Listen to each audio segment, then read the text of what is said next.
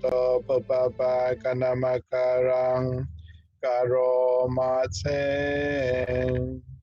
นะโมตัสสะภะคะวะโตอะระหะโตสัม สัมพุทธัสสะ มาสัมพุทธัสสะนะโมตัสสะภะคะวะโตอะระหะโตสัมมาสัมพุทธัสสะนะโมตัสสะภะคะวะโตอะระหะโตสัมมาสัมพุทธัสสะการนมัสการอาจารย์ครับ ครับผมครับ the most venerable I don't know the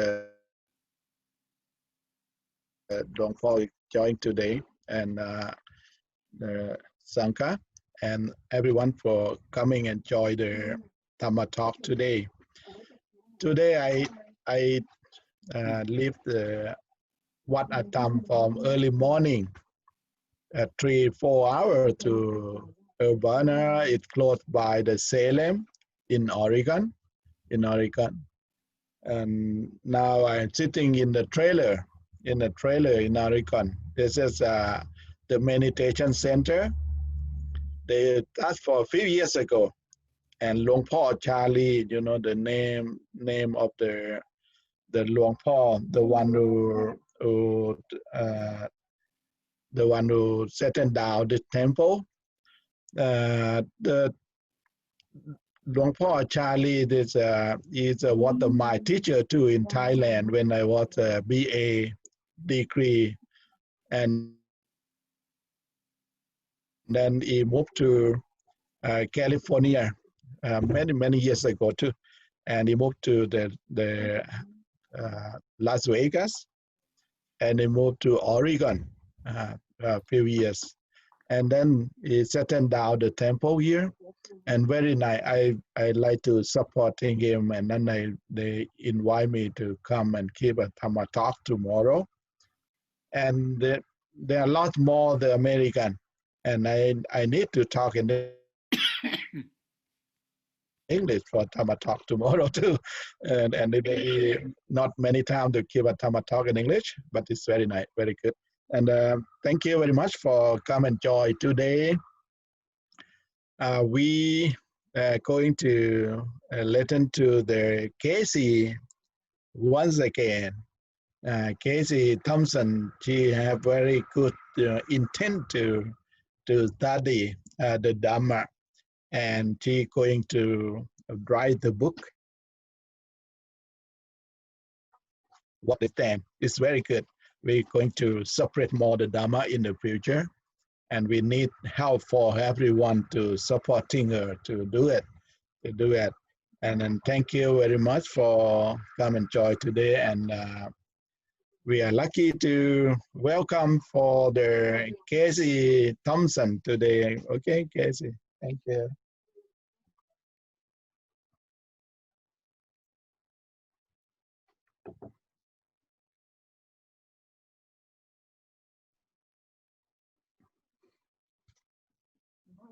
Okay. Casey, you're on mute. Casey, can you unmute yourself? Thank you.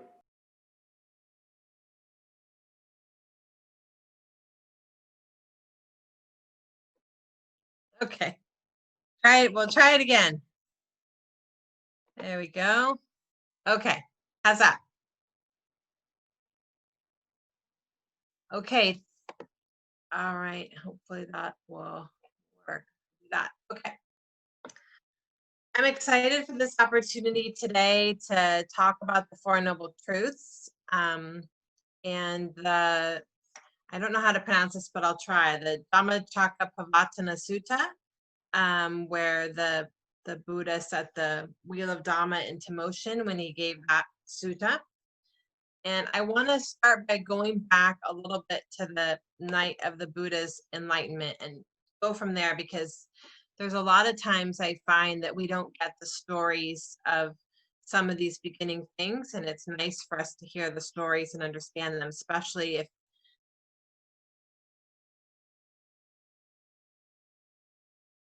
then I always. The Blessed One recalled his thoughts immediately after obtaining his enlightenment. I can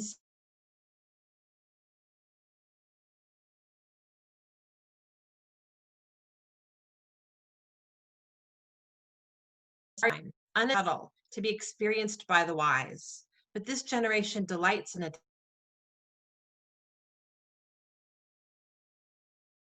attachment.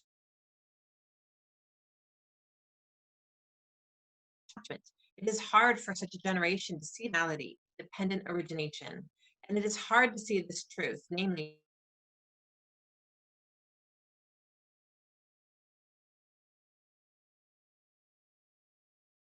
passion. If I were to teach the Dhamma, others would not understand me, and that would be wearying and troublesome for me. Thereupon there came to me spontaneously these stanzas never heard before. Enough with teaching the Dhamma that even I found hard to reach, for it will never be perceived by those who live in lust and hate. Those dyed in lust, wrapped in darkness, will never discern this abstruse Dhamma, which goes against the worldly stream, subtle, deep, and difficult to see. Considering thus, my mind inclined to inaction rather than to teaching the Dhamma. Then, bhikkhus, the Brahma Sahampati knew with his mind the thought in my mind, and he considered, the world will be lost, the world will perish, since the mind of the Tathagata, accomplished and fully enlightened, inclines to inaction rather than to teaching the Dhamma. Then just as quickly as a strong man might extend his flexed arm or flex his extended arm, the Brahma Sahampati vanished in the Brahma world and appeared before me and said, Venerable Sir, let the Blessed One teach the Dhamma. There are beings with little dust in their eyes who are wasting through not hearing the Dhamma. There will be those who will understand the Dhamma. And that's a picture of Brahma Sahampati with the Buddha there. Not very good quality, but it's what I could find on the web. And I like this one because this story, because it really speaks to how difficult it is to understand the wheel of dependent origination and why the Buddha started with the Four Noble Truths and trying to introduce this concept. So his first full sermon after his enlightenment occurred at Deer Park in Varanasi 7 weeks after his enlightenment and was given to 5 of his former companions dedicated to strict asceticism. He taught his friends the Four Noble Truths in their 3 phases and 12 aspects and explained how he obtained enlightenment with this understanding.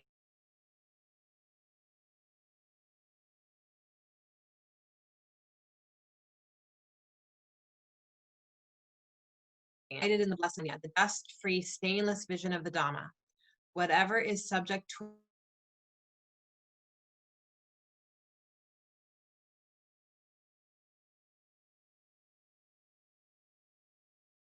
origination. Okay, lots of stories in this sutta. This is from the parable of the Simsapa.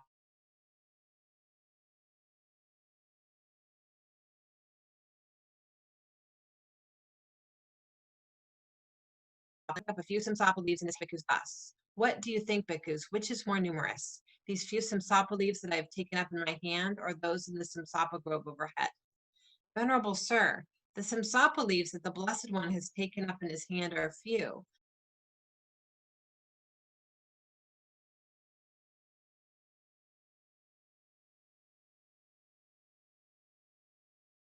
So too, bhikkhus, the things that I have taught you are few. And why, bhikkhus? Have I not taught those many things?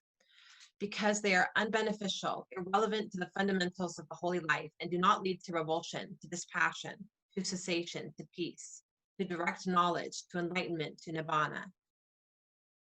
Therefore, I have not taught them. And what, bhikkhus, have I taught? I have taught this is suffering.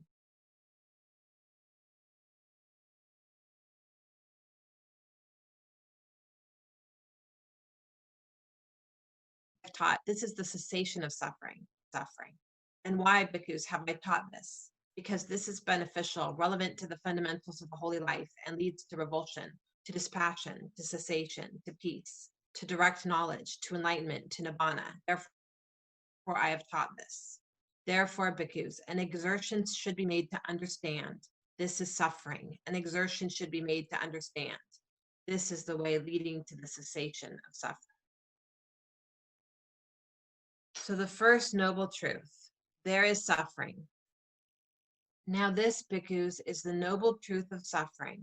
Birth is suffering, aging is suffering, illness is suffering, death is suffering, union with what is displeasing is suffering. Separation from what is pleasing is suffering. Not to get what one wants is suffering. In brief, the 5 aggregates subject to clinging are suffering. So this first noble truth has 3 aspects. Each noble truth has 3 aspects for a total of 12 aspects. The 3 aspects for each truth follow a pattern of stating the truth, encouraging practice, and then stating that successful realization of that truth has been made.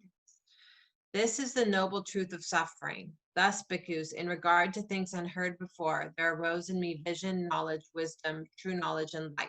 That's the first aspect. This noble truth of suffering is to be fully understood. Thus, bhikkhus, in regard to things unheard before, there arose in me vision, knowledge, wisdom, true knowledge, and light. This noble truth of suffering has been fully understood. Thus, bhikkhus, in regard to things unheard before, there arose in me vision, knowledge, wisdom, true knowledge, and light.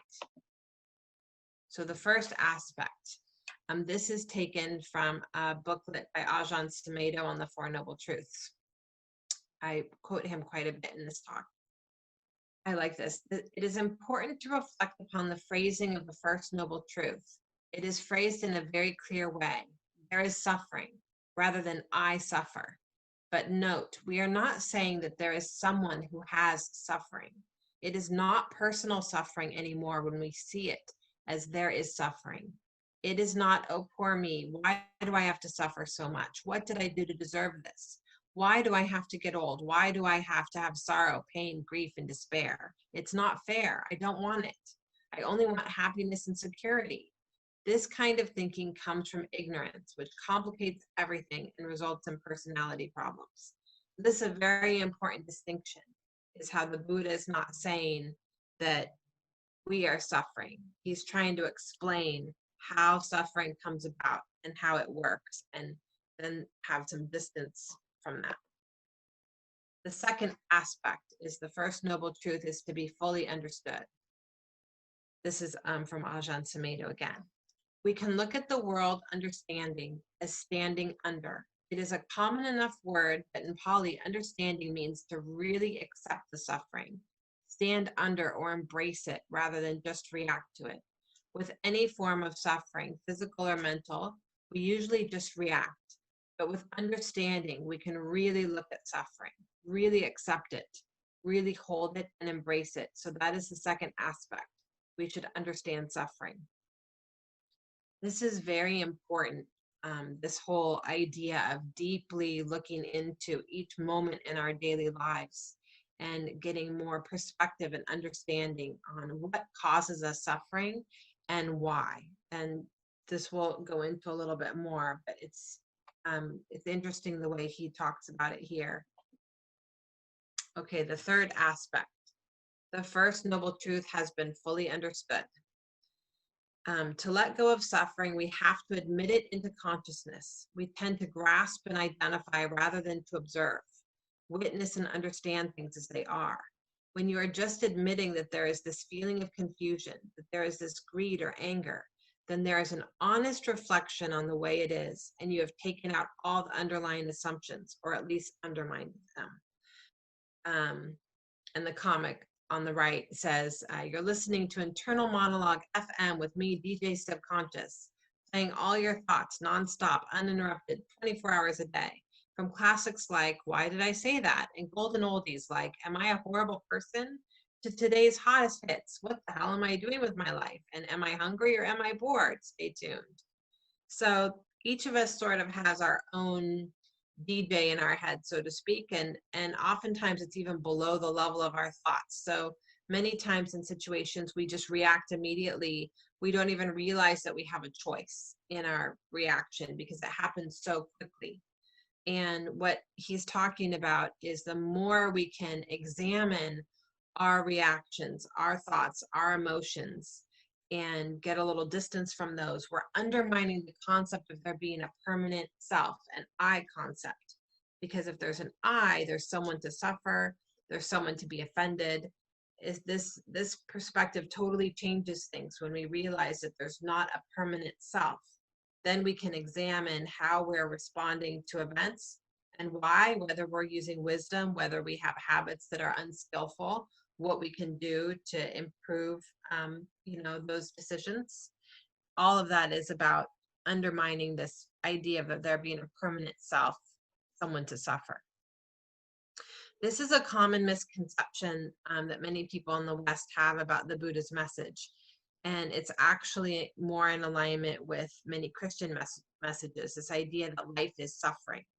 So I remember when I was growing up, I thought that that's what the Buddha taught. The Buddha taught that there's a lot of suffering, that we all suffer, that it can be pretty bad, and that just go meditate and try and find a little peace in your day, and that's the best you can hope for. That's really what I thought it was all about. So I think it's so important, the more we can get out to people, that there's more to Buddhism, and that there's this amazing wheel of dependent origination that can totally change their life in terms of understanding that they don't have a permanent and lasting self. It's a completely different perspective than they ever maybe knew existed. Completely different way of looking at themselves and the entire world.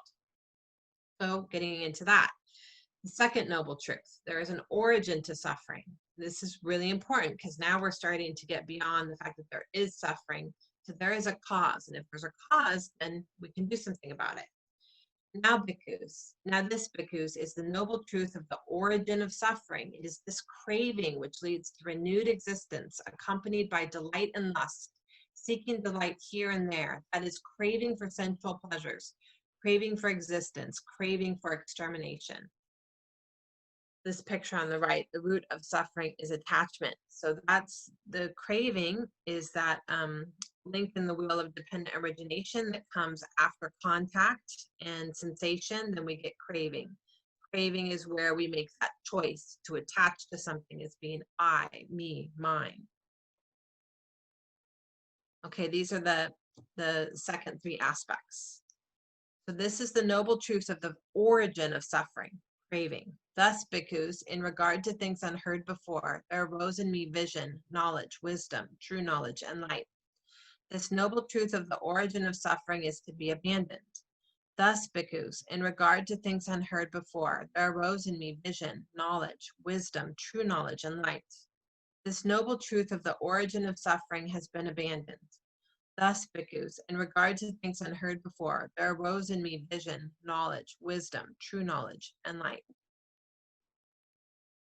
So to go into the fourth aspect, suffering is attachment to desire for sensual pleasure, desire to become, like kind of achievement, and I want to become someone special, and desire to get rid of, aversion.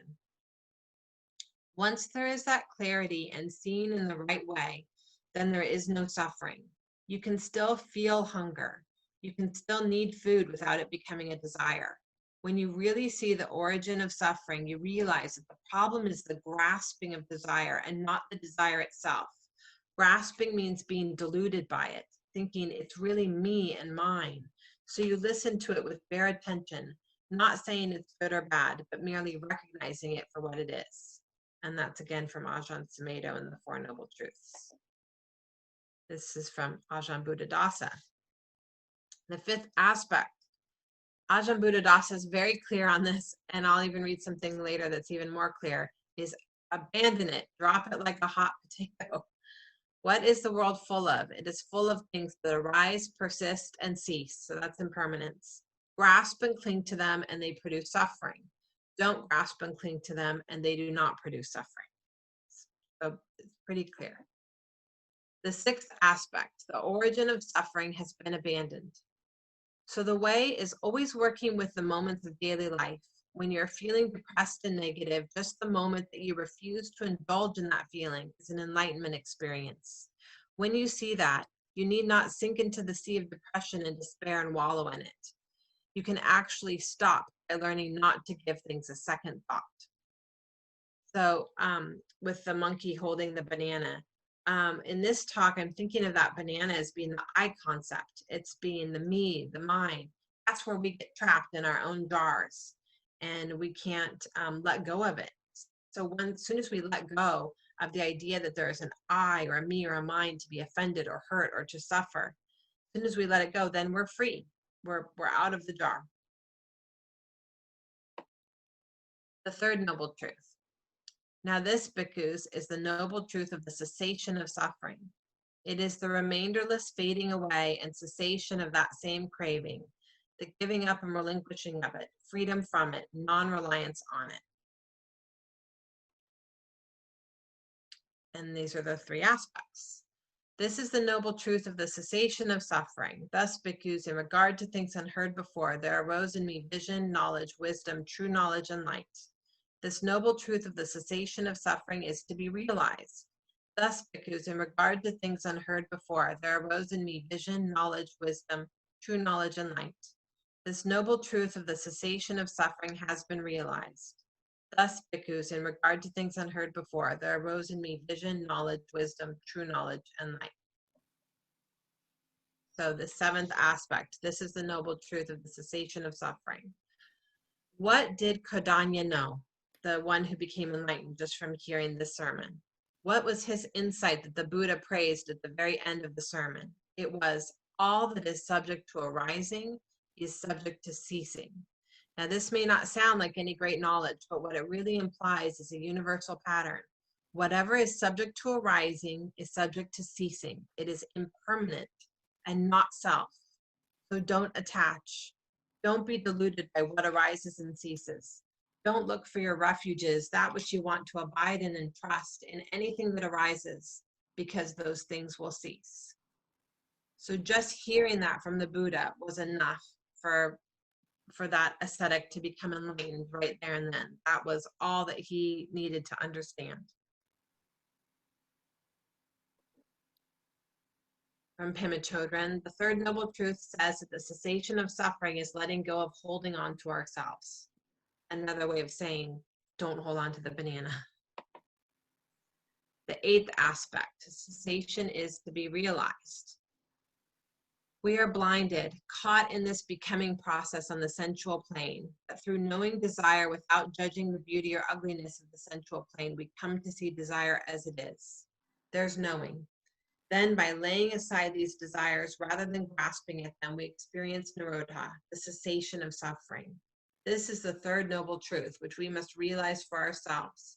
We contemplate cessation. We say, there is cessation, and we know when something has ceased. I think this is important because there's moments all of us have in our daily lives where we experience this in very small ways. And it's important that we recognize those. And as we practice the Dhamma in our daily lives, it's important that we notice when we have a choice and when cessation is stopping. And that's something we'll talk about more as we go on. The gift of meditation. All that is subject to arising is subject to ceasing. This is again by Ajahn Sumedho. Rather than just developing a method of tranquilizing your mind, which certainly is one part of the practice, really see that proper meditation is a commitment to wise investigation. It involves a courageous effort to look deeply into things, not analyzing yourself and making judgments about why you suffer on a personal level, but resolving to really follow the path until you have profound understanding. Such perfect understanding is based upon the pattern of arising and ceasing. Once this law is understood, everything is seen as fitting into that pattern. This is a very deep teaching, and there's a lot that goes into this, but I think it's just, again, important to realize how much impermanence and not self go hand in hand for deeply understanding these teachings that the Buddha is giving us, and how important it is to understand that there's a cause to why things are arising, and then craving kicks off the suffering, and that we have the power to drop it and let it go and not have suffering. The ninth aspect, cessation has been realized. Then, when it has ceased, you experience nirodha, cessation, emptiness, non-attachment. Nirodha is another word for nibbana. When you have let something go and allowed it to cease, then what is left is peace. And I love this cartoon on the bottom by Calvin and Hobbes, because in every present moment, there's so much joy to be found. And there's so many different ways to do things. And sometimes, you know, everyone does things differently and has different habits. In this case, Calvin doesn't want to use the umbrella to, you know, stop the rain and have a aversion to it, but he loves the rain and he wants to use it as a little bathtub out in the yard, something I might have done as a kid. So it's just a reminder to us when we're in our present moments and we encounter things that are difficult, that we can switch it, that there's other options available to us, and to look at that field of possibilities around us. And this is another way of saying that. Nirvana can be obtained at any time or place. This is by Buddhadasa. The first noble truth, which points out that all things are suffering, tells us precisely what things are like. But we fail to realize that all things are a source of suffering, and so we desire those things. The second noble truth points out that desire is the cause of suffering. They all desire this, that, and the other, simply because they don't understand the nature of desire. The third noble truth points out that deliverance, freedom from suffering, nirvana, consists in the complete extinguishing of desire. People don't realize at all that nirvana is something that may be attained at any time or place, that it can be arrived at just as soon as desire has been completely extinguished. So, not knowing the facts of life, people are not interested in extinguishing desire. They are not interested in nirvana because they don't know what it is. I think that's another very clear way to say it and to summarize how all these noble truths work together in one picture. So now for the final three aspects. This is the noble truth of the way leading to the cessation of suffering. Thus, bhikkhus, in regard to things unheard before, there arose in me vision, knowledge, wisdom, true knowledge, and light. This noble truth of the way leading to the cessation of suffering is to be developed. Thus, bhikkhus, in regard to things unheard before, there arose in me vision, knowledge, wisdom, true knowledge, and light. This noble truth of the way leading to the cessation of suffering has been developed. Thus, bhikkhus, in regard to things unheard before, there arose in me vision, knowledge, wisdom, true knowledge, and light. So long, bhikkhus, as my knowledge and vision of these four noble truths, as they really are, in their 3 phases and 12 aspects, was not thoroughly purified in this way, I did not claim to have awakened to the unsurpassed perfect enlightenment in this world, with its devas, Mara, and Brahma, in this generation with its ascetics and Brahmins, its devas and humans. The 10th aspect, the way leading to the cessation of suffering. I'm not going to talk about the Noble Eightfold Path very much because Dr. Chang is going to be doing that next week, but I just want to introduce it and link it to the Four Noble Truths as being the Buddhist teaching for what we're supposed to do to try and, on a daily basis before we become enlightened, to try and get ourselves out of suffering and attachment. Now this, bhikkhus, is the noble truth of the way leading to the cessation of suffering. It is this noble eightfold path, that is, right view, right intention, right speech, right action, right livelihood, right effort, right concentration, and right mindfulness. With all these things working together each day in our daily lives, then we are subject to less suffering, so that we have a greater chance to maintain our mindfulness and to release our attachments. Okay, the 11th aspect, developing this. The 4th noble truth is called the path and constitutes the method for extinguishing desire. No one is interested in the desire extinguishing noble eightfold path. People don't recognize it as their very point of support, their foothold, something which they ought to be most actively reinforcing. They're not interested in the Buddha's noble path, which happens to be the most excellent and precious thing in the entire mass of human knowledge in this world or any other. This is a most horrifying piece of ignorance. We can see then that the Four Noble Truths are information telling us clearly just what is what. We are told that if we play with desire, it will give rise to suffering, and yet we insist on playing with it until we are brimful of suffering. I love this quote by Buddhadasa Bhikkhu because it's so emphatic about what we need to be doing to stop having suffering in our lives. I love how he's saying it's a horrifying piece of ignorance because of his deep compassion for us, that we keep going around in ignorance of these teachings, and we keep having terrible suffering coming up in our lives all day, every day. And he's just hoping that we can practice this. I imagine this must have been a little bit what the Buddha felt when he talked about at first not even wanting to teach the teaching.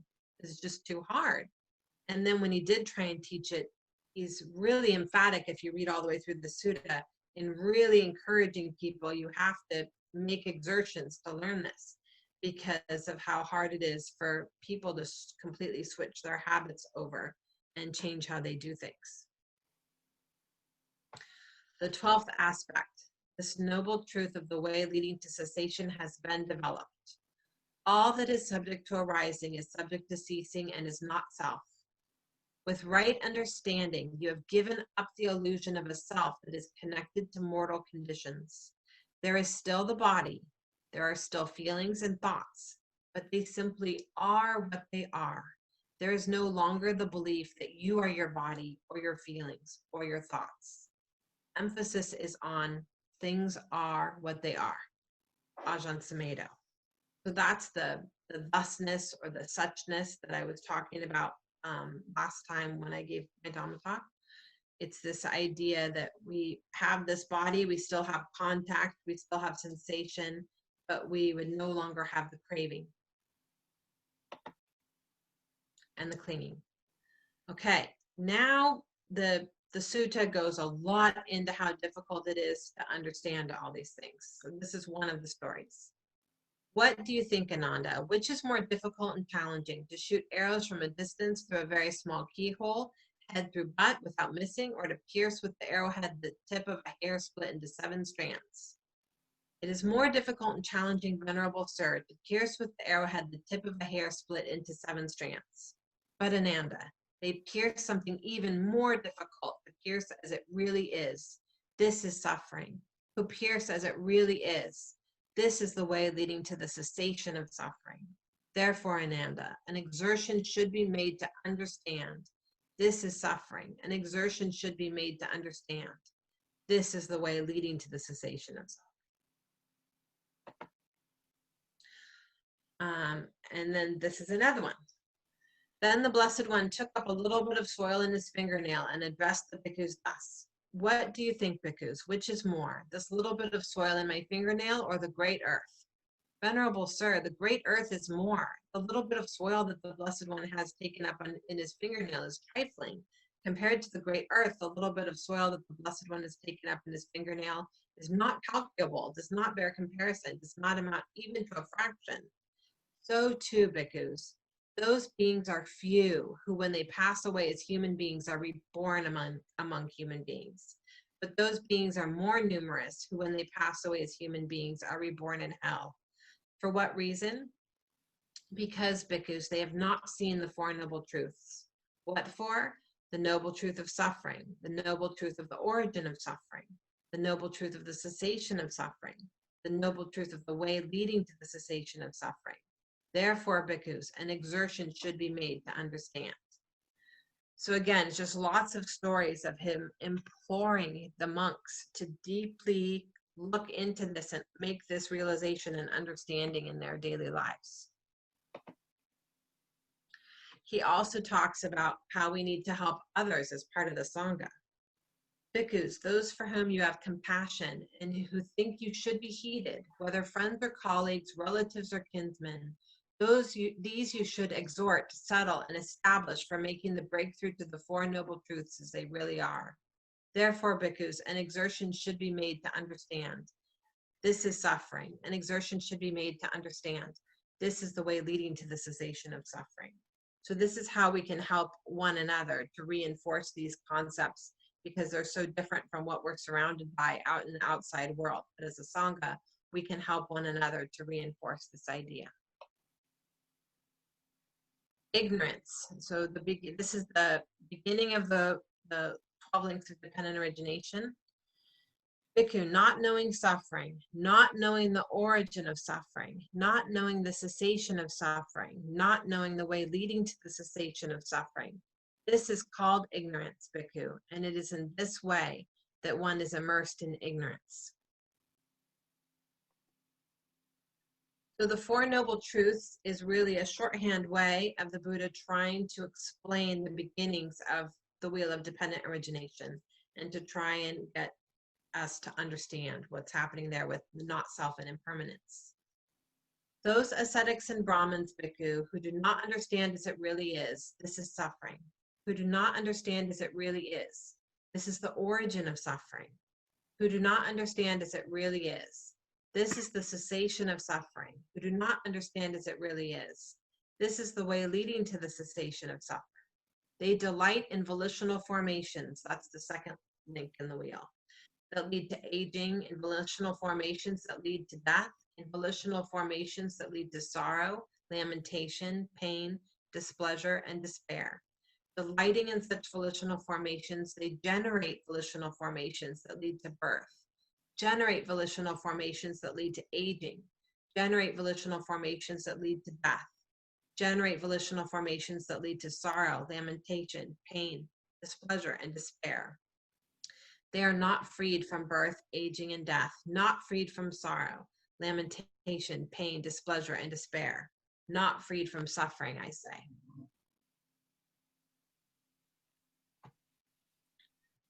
So mindfulness is so important for the beginning of wisdom, for replacing these habits and this sort of automatic pilot mechanism of the wheel of dependent origination. This is from Ajahn Sumedho again.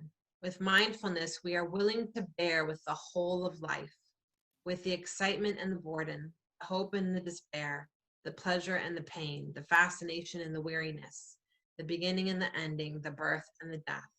We are willing to accept the whole of it in the mind rather than absorb it into just the pleasant and suppress the unpleasant. This is very important because when we get to the point of craving in the wheel, that's again going around very, very quickly, then we have a choice to make whether we go down our habit of either grasping at something or trying to get rid of it, or whether we can be aware of what's happening and accept what's happening in that moment. And this is very important for us being able to get freedom. So then I always like to talk about what happens then when we don't have a permanent I concept. What are we replacing it with? And this is emptiness or sunyata.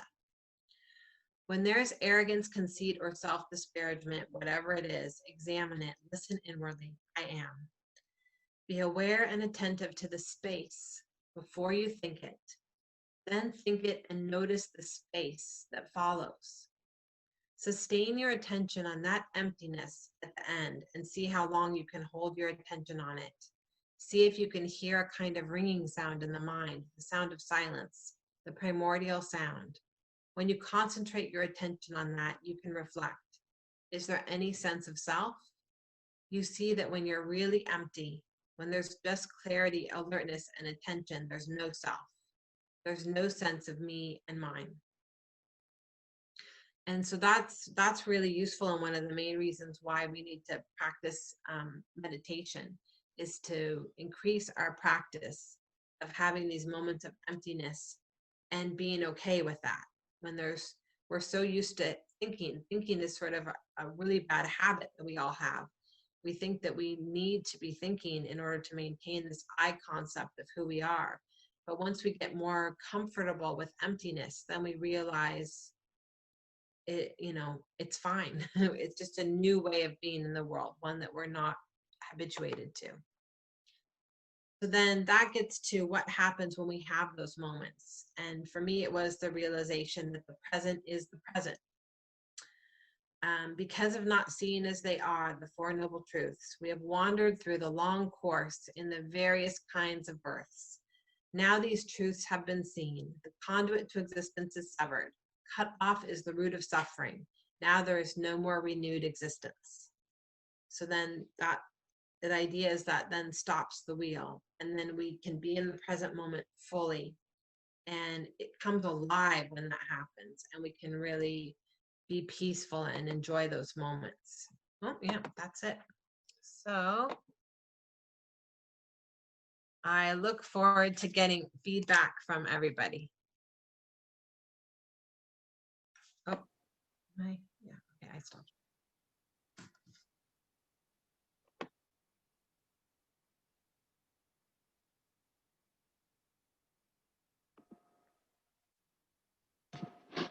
Hi, Casey. Kong here. Hi, Con. I think there was one part that you I think there was mentioned that the cause of our suffering is actually our non-acceptance of the condition. So we live in such a real world, whether in family, whether in work.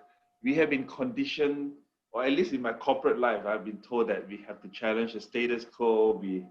We cannot, don't settle. You know, one of the words that was actually used very often is that never settle. And this is sometimes I suffer because it goes against my belief, you know what I mean, of accepting it and never settle, because this is always what I was told on me: never settle on the conditions, never settle on the results that you're seeing. So how do you know, what would be the advice from you as a layperson where you will be constantly challenged, because there will be a lot of conditions that you're not happy with, whether in how your children behave, or how your family behave, or how work conditions should be happening, or the politics in where we are. So we are always in these kind of conditions where, like you said, we understand rising and falling, but you know that acceptance is not so easy. How do you deal with it when that moment comes in, and your thoughts will probably be swayed, as much as you want to stay in the condition that you have been taught, but how do you overcome that situation? Well, that's sort of the crux of it, right? And so for example, this week, I had a situation where I had picked up my groceries, and the guys put it in the back, and they did it differently from normal. They put it in a plastic bag instead of a paper bag. And I didn't know that, because, you know, I'm sitting in the front seat, and on my way home, the milk is in glass jugs, and it came out of the bags, it came together and broke, and there was milk everywhere. And because of that, it wasn't just that I had milk that could stink, but also it ruined some of the electrical. So it was actually quite expensive to fix it. And so I don't get, being at home, I don't get many opportunities to practice out in, you know, real life as much as like this. This brought up a lot of my old thinking, you know, so I got a chance to practice. So that's the benefit of this, is when we get these opportunities, right? So then I had a couple decisions to make, and my thoughts, I always think of who am I giving rent-free space to in my head, right? That means the wheel of dependent origination is going. Because if I have peace, if I have emptiness, then no thoughts need to be going. I'm just doing what I'm doing in that moment. But if I have all these thoughts going in my head, then that means I'm caught on the wheel. So my first awareness had to be, okay, yep, I'm stuck. I'm caught on the wheel, because I was worried about this. Would the grocery store pay for it? What do I do? What's going to happen? All of a sudden, my thoughts went to the smell of stinky milk in the summer. You know, why did this happen today?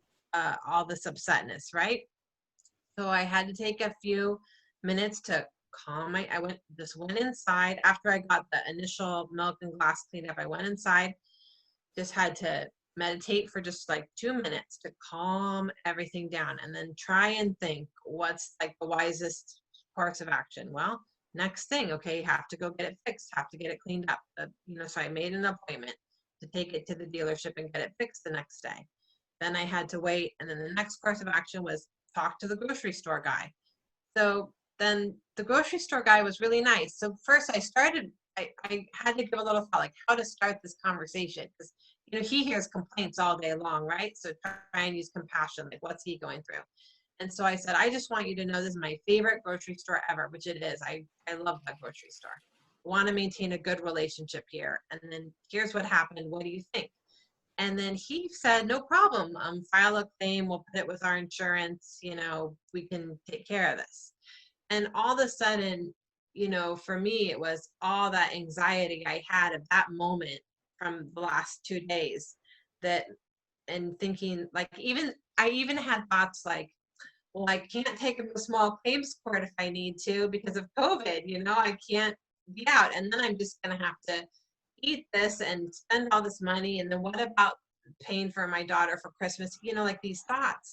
And then that's when we get the practice to remind ourselves to use the Noble Eightfold Path and the Four Noble Truths, and to realize that's the future. That's not right now. And all I can do in this moment is take care of the situation the best I can. And if I am out of money, I have to accept it. And that's hard for us when things change suddenly. You know, all of a sudden my car's not working. I didn't know if it would cost thousands of dollars. Like I couldn't even turn the car on for the first like 16 hours. So I was thinking, you know, here I am at home, it's COVID, and I don't even have a car that works. And I don't want to go in Ubers because then I'm going to get COVID. So right, I had a lot of aversion to this whole situation happening. So it's just, I think it's, for me, you know, clearly I am not enlightened, very obviously. I am far, far from it.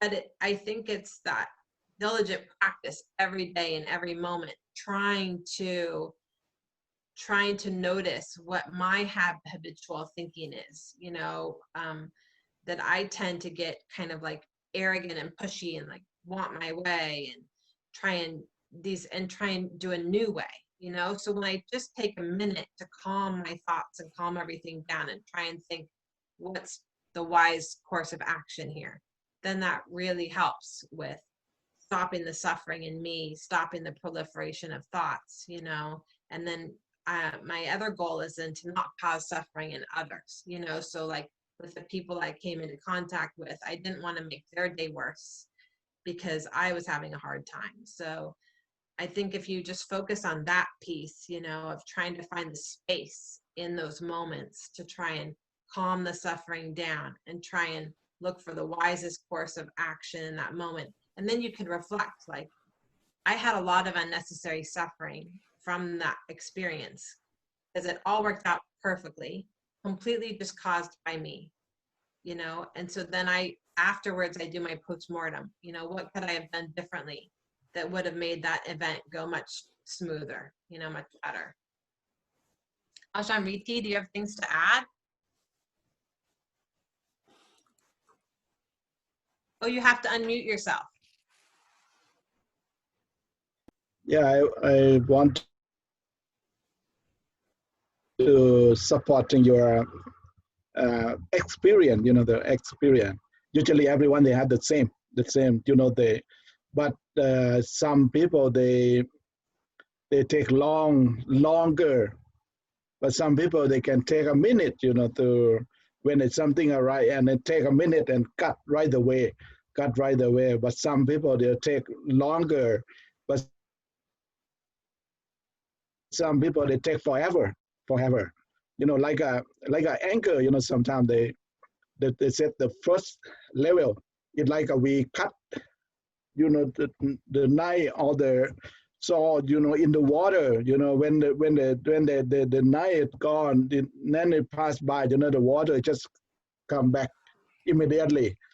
Yeah, some people that when it's you know, something, a desire arising, and then just stop right away.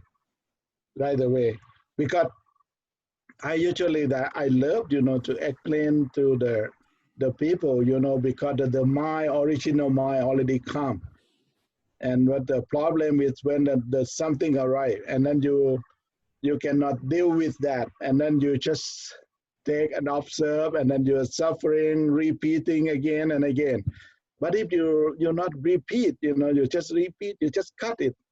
Nothing happen. That we want. The practice the Dhamma, we have to be like that. But some people like we write something on the earth, and we'll take for a few days. Maybe you take the rain, after the rain come, and then that's signal or that sigh that we call, it take for a few days, But when the people writing on the stone, on stone, you see like a soak pillar, a soak pillar in India, more than 2,000, till the people can read, take for a long, long time.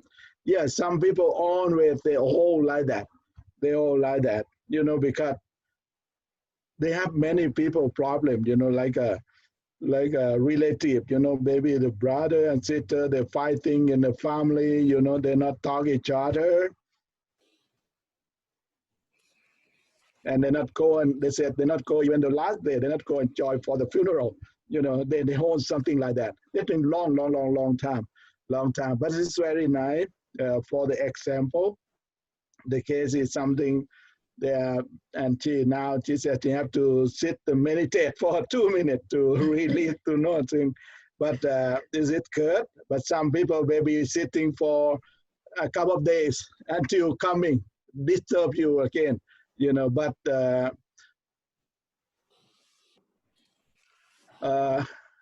Buddha Dasa said that everything like that. That's the word. You have to, it's it in the mind. If something happen, everything like that. That's it. And no need to worry, no need to repeat, no need to nothing, and yeah, depend upon how the mind, how we practice. Okay. Yeah, I very, very nice example. Okay, maybe what about another? You have any people ask the Casey? Okay. What you want other people to give an example, or you want me to? What, I'm not sure what Yeah, you're. if you have the example, you can share. Yeah. Okay, I do have another example. So my dog died about 3 weeks ago now, Okay. and I've had Oh, him for 10 years, and he I was see. very precious in our family. I And see. so I got the opportunity to observe grief, and I got the opportunity to see that, like, I was pretty good with my thoughts in the moment. Like, I would notice that I would see something of his and I would feel the sadness and I would miss him. I would look for him, in the house, and I would, want to go take him outside or do those habits. And so that part of things, I was pretty good at having compassion, loving kindness for myself and noticing it and releasing it. But what I realized is that there's a deeper level of grief that's just not even thoughts. It's just, I was so tired. I was just really, really, really tired. It wasn't even so much crying and sadness. After a while, it's just sort of a deep fatigue where I just couldn't rest enough. And so it helped me to see again how deep the wheel of dependent origination is. Like, it's deep, deep, deep in the unconscious. And it's not even something that I could consciously control. Like when in that quote I had by Ajahn Sumedho, he says we have to bring it into consciousness. That's what meditation is for. It helps us clean our unconscious mind. But so for me, going through that experience with losing my dog helped me to understand how deep this goes in us, and that sometimes we have to just have compassion that we're not there yet, and it's okay, and to allow space for us to have the experience that we're having. I loved when I read about the Buddha's definition of compassion, is it was allowing someone else the space to have their pain. And I have to recognize in me for myself too, I'm not an enlightened being. There has to be space that there's still going to be this attachment and this pain, and I can just get through it as skillfully as I can, and so Kong, that's my advice to you, is I think you're pretty hard on yourself. And so I think a lot of this too is you're such a sincere person, and so it's so lovely to be surrounded by a sangha of people that are all practicing sincerely and trying hard to understand this Dhamma. But then when a tsunami hits us and we don't have the wisdom to get through it as skillfully as we'd like, then we have to give ourselves that space, you know, and then maybe just take a minute to breathe and just be as skillful as we can. And that has to be enough for that moment, you know? Yeah, yeah. Thank you, Casey. Good. Thank you. Any more questions? Yes, Alice.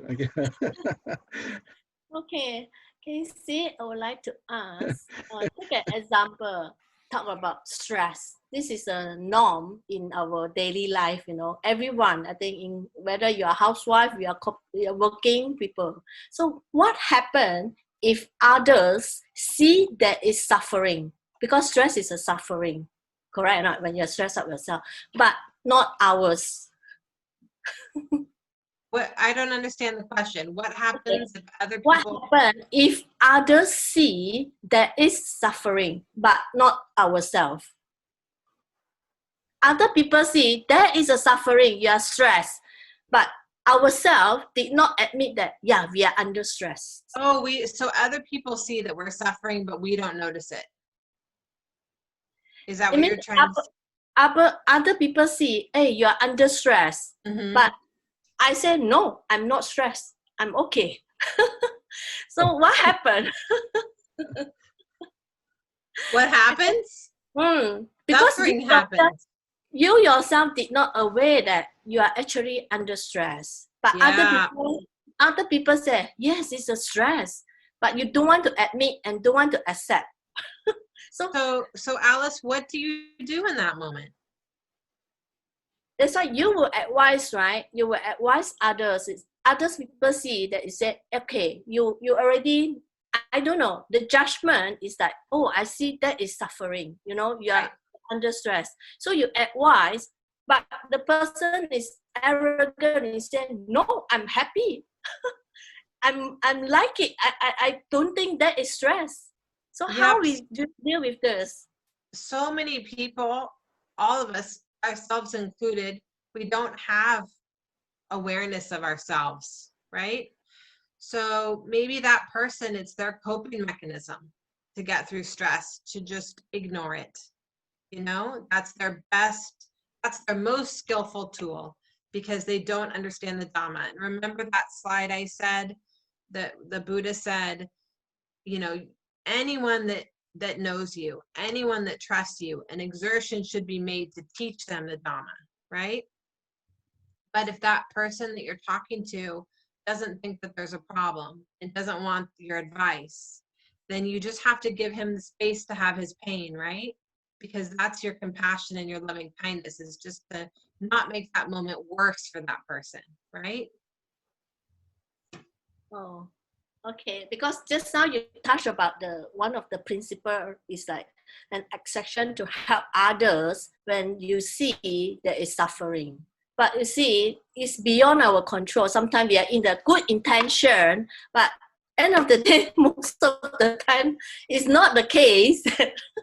Like Ajahn Ridi, one of the first things he told me when I came to the temple was how Buddhadasa would want to make sure that the bathrooms were really nice, because he felt like that was the only way he could help people. It's just to have there be a nice bathroom for them. Because, you know, you're dealing with all these people. I mean, imagine it. That's why I love the sutta, because this sutta is full of the Buddha's frustration. And then when I started reading Buddhadasa, it's full of his frustration, like talking about a horrifying piece of ignorance. You know, like that's a really strong emotion, right? So just imagine if you're an enlightened being and you're looking around at all these people having horrible, terrible suffering, and it's completely needless. No reason to have it at all. You know how to fix it, but nobody wants to practice. So that's why I kind of painfully read through the sutta in parts, although the real sutta is really a lot more repetitive. An exertion should be made to understand. Because that's the whole thing, is that we get caught up in our attachment to ourselves in this world, and we don't even study the Dhamma. and then we don't understand why we're suffering. So sort of like our best gift we can give the world is to reduce our own suffering. So then we have more space when we're around others, so that if they're suffering, they can talk to us and we can be someone who can listen and hold space for them, you know? Okay, Alice, yeah. You still remember that, I think you still remember they said the suffering and no suffering. It's not because of the another, because of the ourselves, you know. When suffering, we didn't have enough the Dhamma, the Dhamma, the wisdom, the Dhamma enough. That's why we're suffering. You know, the another people never create anything for you. They can create, but you not accept that. You not accept that. That's the one thing. You know, the one thing. You know, I said for myself. You know, myself. Every day when I walking, when I wake up in the morning, I said thank you to wake up again today. I try to up my mind. You know, I don't want to create anything to another, and I don't want anything. Even the word thank you from the people. The word thank you from the people, they said thank you or not, I'm not care, I don't care, you know, I don't care, that's it. But when you do good, you feel good at the moment you're doing. You don't need to wait until the people said, oh, you do good, thank you for doing. You know, many people, when they do something good and people, then you're suffering. Yeah, suffering. When three different people to view what you are doing, three different. Okay, you do good. Everyone doing good. And the people around you love you, said, oh, good, good, you do good. And then you're happy. You're happy. And but the people around you, if they not like you, they not like you, even good, but said it bad, right?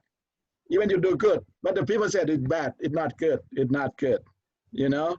And another people, they said just whatever you do, you don't care. That means that three different people look at you. That's why suffering and no suffering is not from another. When we're suffering, that means we have to gain more enough the Dhamma, you know. I tell you that one of the monk in Wat Cholapatan in Thailand, you know, when he do meditate, and then one day when he said he hit himself too hard, he said it's too bad, you know, it ordained for a long time until it's still stupid, he said. Stupid, oh baby, we have to do hard, you know, yeah, it's ordained for a long time. Study Dhamma for a long time until stupid, you know. Yeah, that means, that's why when you see something, you just see it. And you can cut the feeling, good or bad feeling. When you hear something, you just hear it and cut the good or bad feeling, right? Easy, very easy, right? Easy, no problem. You can ask Kong, you can ask Kong. Yes. Yeah, no good, no bad, just neutral. No feelings. Yeah, no, the Buddha said when the monk, you know, a good feeling, they just smiling. No need to open the champagne, right? No need to open the champagne. No need to have the party, big party. You know, no need to, because they know that it's not permanent, right? Yes. High wisdom advice. Thank you, Ajahn. Very good. Okay. Yes. Yeah. Okay. Yeah. Some people idea? Very good topic today. Yeah, Kong. Yeah, Rob, you have any question? Rob is in deep thinking. He looks like he opened up his mic already. He haven't asked the question yet. I know Rob has something in his mind. Oh, yeah. Alice often asks the questions I have. I was thinking it's kind of similar to having thick skin, really. You know, you hear the term thick skin? If you have to have thick skin, it's kind of similar in a way, at least half of it. What happens when you get to the point where nothing bothers you? What did it mean? What did it mean? Like, And you know, when there's things that you probably should be concerned with or get motivated to fix, that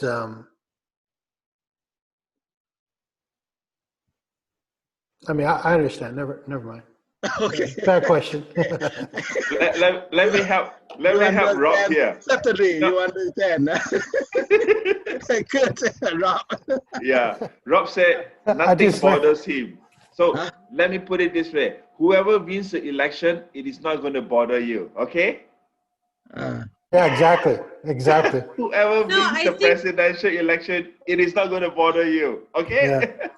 I think Rob makes a great point though. Like he's trying to grapple with the fact of if we're going to do things a different way, right? If we're going to cut it off the feeling and not be bothered by something, then does that mean that you just don't care and you don't do anything? I think this is a great question because this is this whole grappling with what would it be like to actually be enlightened and living in emptiness without an I concept. What would that look like? And a lot of times we think that it would mean that we wouldn't have any emotion, you know? But the more I study the Dhamma, the more I realize that there is plenty of emotion. It's just not emotion that's attached to an outcome or to a person. You know, you can still be happy, you can still laugh, still be joyful, you know, there can still be pain, but there's not that attachment there. So then it's a matter of doing what's needing to be done out of wisdom to try and make things better. I just wish I could do that more often because I hold on to the banana way too much. Yeah, exactly. Or if you're leading a project and it's going completely sideways and you could see where the problems are coming in, and it's going to take a lot of effort to try to get it back on the rails, right? So for me, that energy to stick to the problem or the energy I get out of needing to fix the problem or wanting to fix the problem generates a whole lot of stress and all these other side thoughts. And and many times I've been in situations where it would have actually been better for me to step back and let it all crash because I wasn't personally in a position where I'll become liable for it, you know, but I could fix it. So, you know, I could see where it helps to be able to step back and say, well, I'm not personally responsible. You know, it'd be a lot less stress if I don't try to push, because I'm now interjecting my thoughts and my interests, you know. Does that make sense? So Yeah, it'd be better just to say, okay, not my problem, but that's hard to do. No, well, you have to, like, when you have that project, you have to look and say, like, that project is dependent on a lot of people, not just you, right? So then with wisdom, you have to decide, like, what's the field of possibilities for this project? Like, are the other people just going to mess it up and my effort would be wasted? Or is there a chance for me to make this go better? Like with wisdom, you have to see what your options are. And then you have to see what makes sense to do, like where your duty is and what actually is the wisest course of action, right? Like what would actually make the world better, make your life better. It's hard to do. And it changes on a day-to-day basis too. Right. And finding that line is the hard part. You know, you push up to that line, but it's especially in the heat of the moment, it's tough to see, okay, I'm not going to be able to fix this. And it's really hard if your instinct is to make it work no matter what. then Really hard. it's really tough. Yeah. Yeah. I think being in that present moment is so important. Like you're trying to solve Exactly. that project, that problem. So focus on what is the problem. Don't worry about the outcome, whether the project will be successful or failure. Being in that moment to try to solve the problem is always what I try to do. It's like don't And take be us, and take us just a second to meditate or focus on your breath to just kind of like, they used to say count to 10 before you say something, right? Similar to that, only actually meditating. Hey, Rob, one of my favorite authors, Mathieu Ricard, mentioned that we should just do the best good that we can. That choose the road that does the best good for the most people. And that might be a good guide in the future when you're left with many different choices, many different decisions to make on the fly, kind of in the moment, is what'll do the best good for the most people. Yeah, that's a good point. Thank you. Yeah, good. And also, there is a problem here, Mark. If you say choose the best for the people, but different people have a different interpretation of good or what is the good, different opinion or different background, they will have, my way is the best to solve this problem. So these are the things that we always in conflict. Different opinion, different view. Our current politicians came to mind when you said that. They both have their idea of what's right. Yeah. May I say something, please? The raccoon, they have the problem like a raccoon problem. The monk have the monk problem. Even the king, they have the king problem. They have the different. They have the rabbit. They have rabbit problem. They have their own problem. Okay. Yeah, that's a good point too. Yeah. Pipan wants to say something. Yeah. Pipan wants to say something. Yeah. Go ahead. May I say something, please? Yeah, okay. Yeah. What you talk about the stress, right? What you see? What do you see? What do you hear? What do you know? If you don't like it, stop doing that. Stop talking it. Stop thinking it. Take a deep breath. That is the tool, the breath. Exhale long. You will feel calm and comfortable. This is our tool. This is the tool, Take a deep breath. Exhale long. I learned from the forest monk the other day, Dhamma talk. This is the tool. That's a good point. Yeah. Breath. Take a deep breath. Exhale long. This is our tool. Yeah, you're right. You see, sometimes when you have the big problem certainly for you, and you usually the people. Yeah, take a deep breath. Yes. Yeah.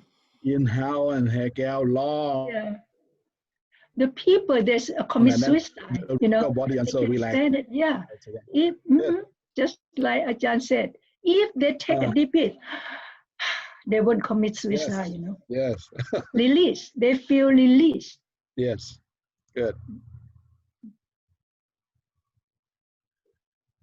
So the conclusion is right. We need to have some way to release all the unwholesome feelings that in you or whatever that come to you, you hear, you see, and all those.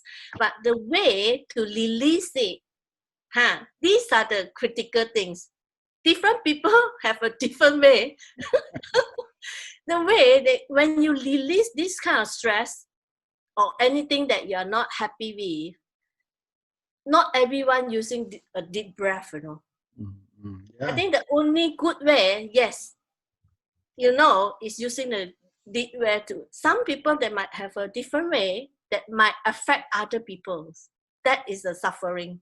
So I think that the suffering is like keep repeating and repeating in every moment or everything. So this is the most difficult to to practice, in our daily life, that everything is actually everything. There should have a suffering on every moment, but we have to keep. But a lot of things, you need to deal with the real life. You can't be in a fairy tale that, oh, I have to let go, because you need to solve the problem. We are just But like working. But Alice, here's the big thing, is who is solving the problem, right? Like, where is the suffering? Are you suffering, or is there just something unpleasant happening? It's like, that's the whole issue, is the more you're empty in that moment to just do what needs to be done, then it becomes it's just an experience. It's more neutral. It's less about the suffering, right? You stay objective, basically, right? Because if we put into working life, who solved the problem? It's a team of people, not you yourself. If you're aware that we have to solve it, the action, we don't talk about the problem. We know the problem. Now we need to get someone, collaboration with others to solve the problem. But these are the moments. You are in that moment that to solve the problem. Others, they are still hanging that, oh, not my problem. It's still under the situation of blaming. It's you created by you, not me. And these are the things that never end, that it keep roping on that. So that is, I know, the working life for people, that because problem create not one person.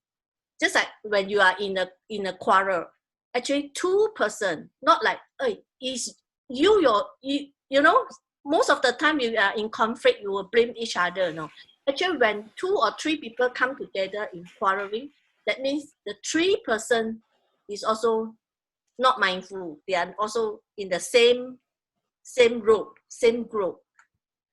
But due to this one, to solve this, you have a different view, and some are arrogant, some are different. That is a conflict and never end. That I see the suffering is, never end. Yeah, and we have to have a lot of compassion for people that are suffering, because they don't know how to stop it. They don't know that there is a way to stop it. Yeah. Most difficult is to practice the non-self.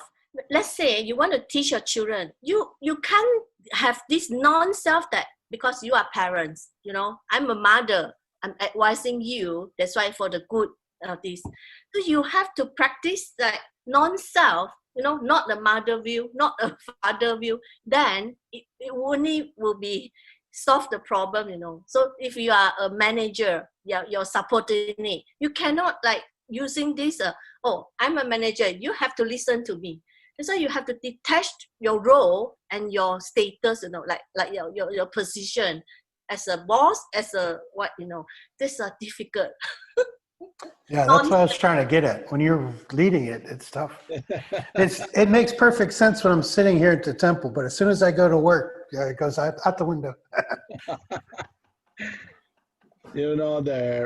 One thing the duty, that another words, maybe what we are doing, the mother, father, they have a lot of the problem with the kid, because they own that is my kid. This is my kid. I have to do that. My kid. But maybe Dhamma can help you to how to apply the Dhamma for the mother, to be a mother, good father.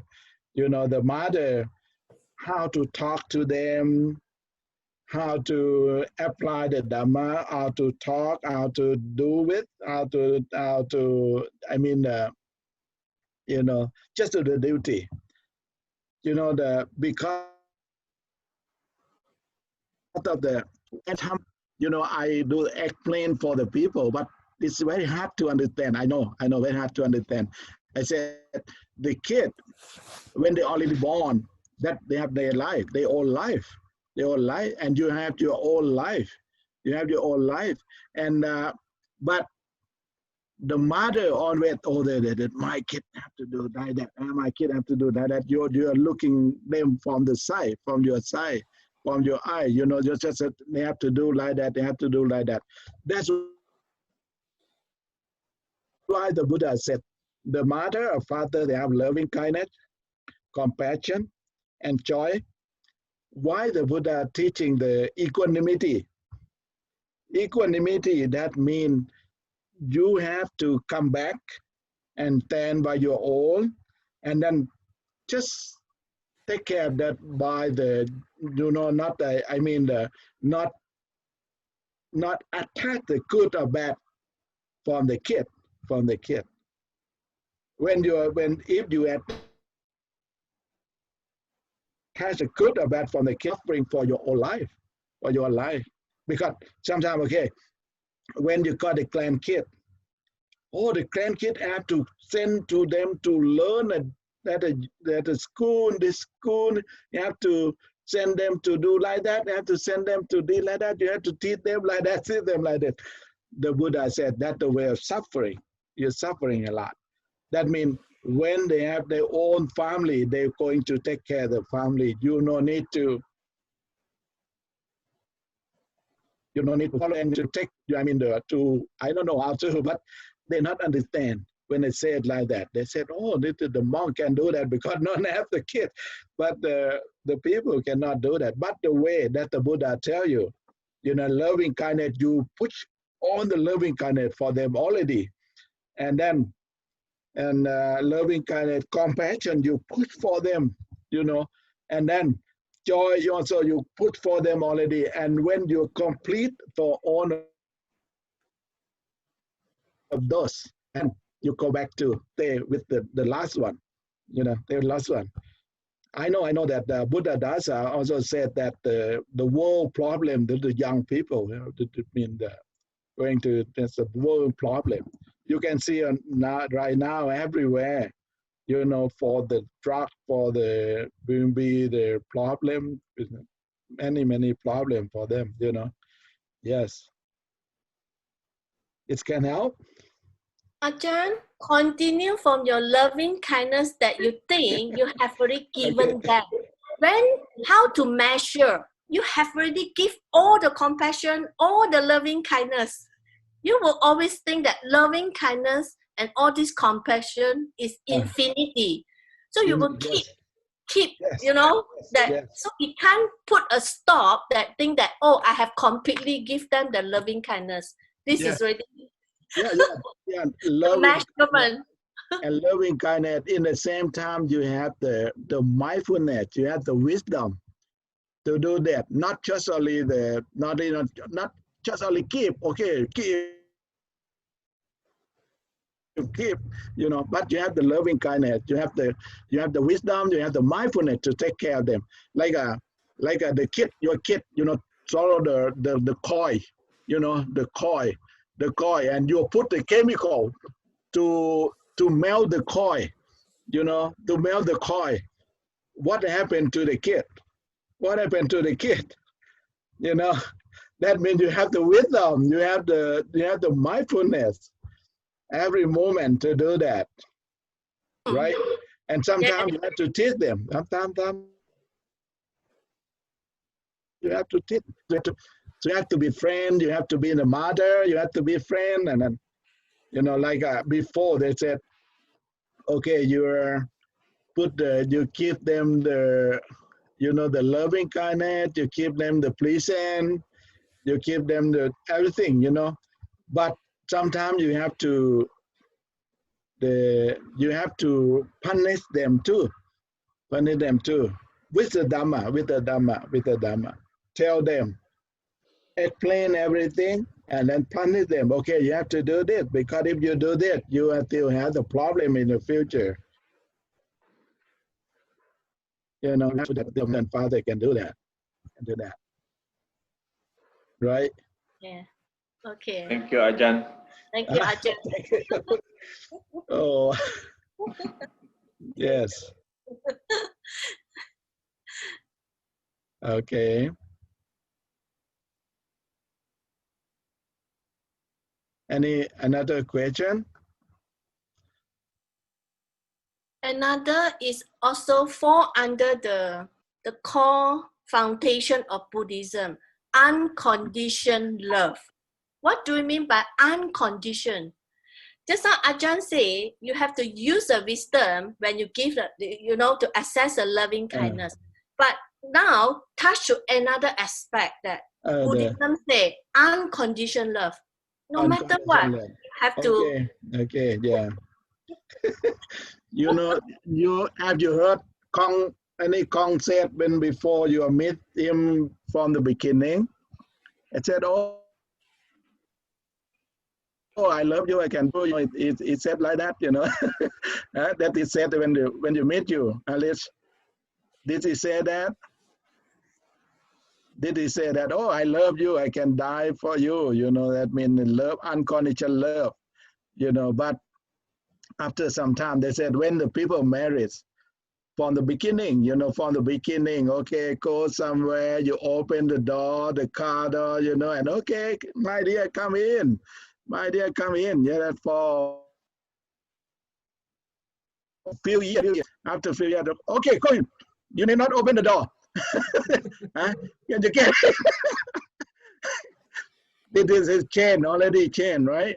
It is not conditional love. Conditional love, that means your love without any kilesa. Without any kilesa. Your love is, with the kid, with the, father and mother, without any kilesa. Right? That's why the Buddha said, the father and mother is an arahant. It can be arahant. Because of you are doing everything for the kids without any kilesa. You never gain any, you never want anything from them. You just push, you send them to learn, send them, giving them everything, but you never want anything back from the kid. That means the real love, right? Okay, means that the real love without any suffering, unconditional love that will not create any suffering. Yes. Okay, you conclude everything. You conclude now. Okay, good. Okay. Okay, and I have a quick question. Okay. Yeah, I really enjoyed Okay. Thank you.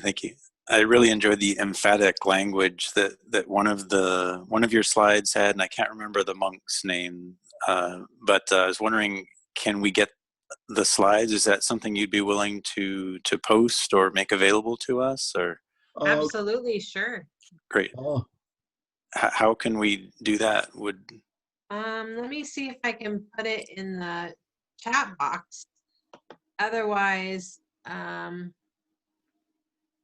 open. You can go to the chat box, Casey, and you see to everyone, and then there's a file. You can see on the right-hand side, the bottom. Yep. Right. I did it. I attached it. Okay, good. Yeah, it's there now. Yep, I can see it. Okay, I'll see if I can grab it here. Oh, okay. Yeah, I like that too. Both in the Sutta and with Buddhadasa in this one, and well, a little bit with Ajahn Sumedho, is they're very strong language about, like, please learn this. Please learn this. Horrifying. Yeah, horrifying piece of ignorance. Horrifying piece of ignorance. Yeah. Yeah, Casey, the book that I giving you, and usually we still have a lot of copy in our temple. The book I giving you, maybe you can recommend which one the people want to read. I can send them the book. Okay, let me look through them and see. Okay, yeah. Yeah, you can post, you can recommend which one the people can read, and then I can send. It's very Okay, nice. great. Yeah, very nice. We are to have about 300 copy from each one. Oh, 300. good. Yeah. Mm-hmm. I love everything by Buddha Dasa. I Your love every book I read. Nipan, maybe you love every book. Yeah, Oh, every book. okay. He just tells it straight.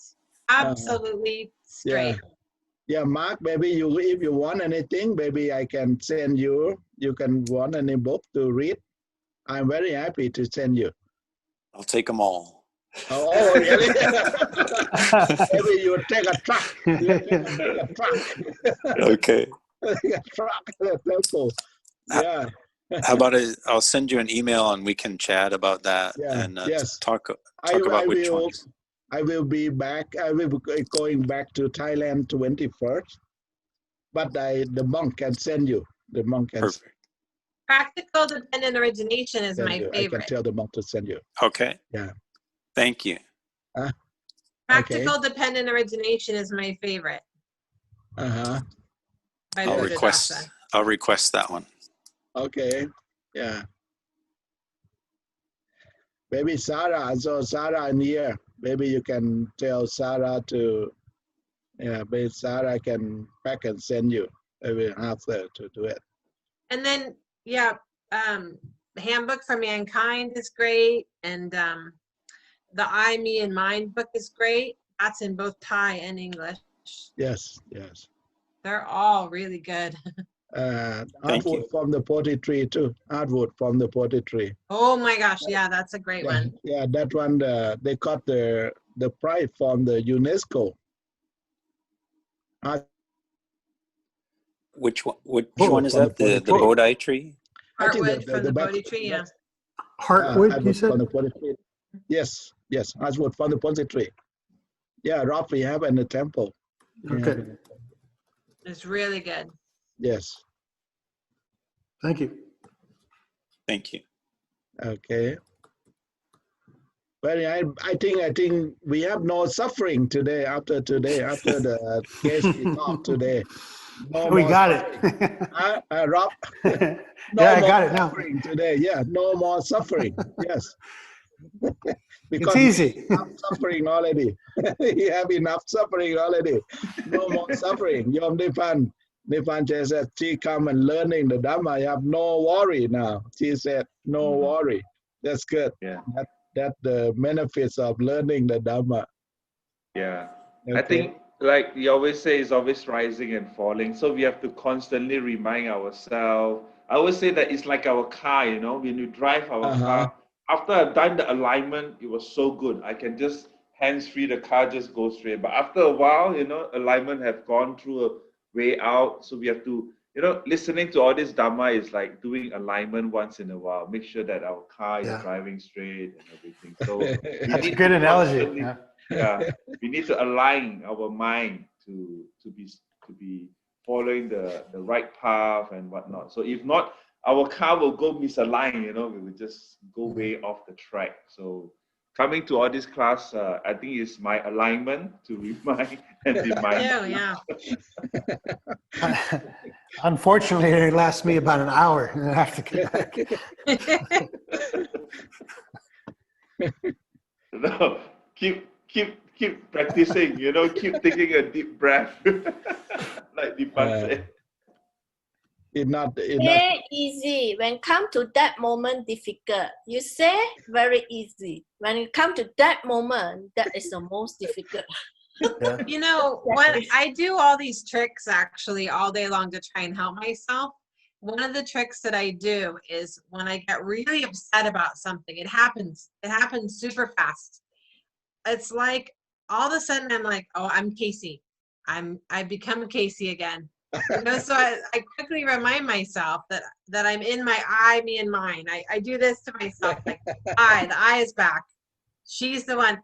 And so then I have to breathe till the I can go down a little bit, right? Then it's just what's the smart thing to do here? What do I need to do? But otherwise the I is back and the I wants something or doesn't want something. then I know I'm in trouble as soon as that happens. Okay. Yeah, Casey. That the Casey, the real Casey. That means no suffering. No Right. suffering. Yes. Right. Yeah. I also think about all the little Casey, sub have personalities. you read about? Huh? Have you read about the? Yes. Have you read about the cross? You know, in the Christian. Yep. Yep. They did the eye. They did the eye. That means every religion we have to cut. They did the cut the saw. They did the saw to cut the eye and mind. They have That's to good. cut. Yeah. Yeah, but they're not explained in the Christian, you know. Not Yeah, how to do it. They don't tell you how to do it. Right? You have to cut. Yeah, cut eye and mind. Cut eye. Yeah, not ego. Have no ego. Huh? Yeah. Alice, okay. No. Alice, the real Alice is no suffering. No suffering. Okay. Yes. Yes. Good. Yeah. No suffering, cut. No, It's cut. conflict, problem, cut. Cut. Yeah.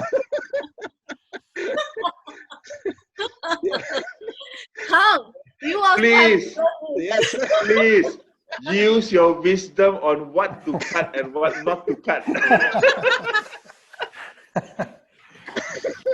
That means cut everything. Huh? You see, suffering come. Interpret what to cut, what not to cut. Suffering. Then suffering come. Yes. Okay. Exactly. Exactly, Rob. Yeah. You I get just it. Huh? cut it all. You don't have to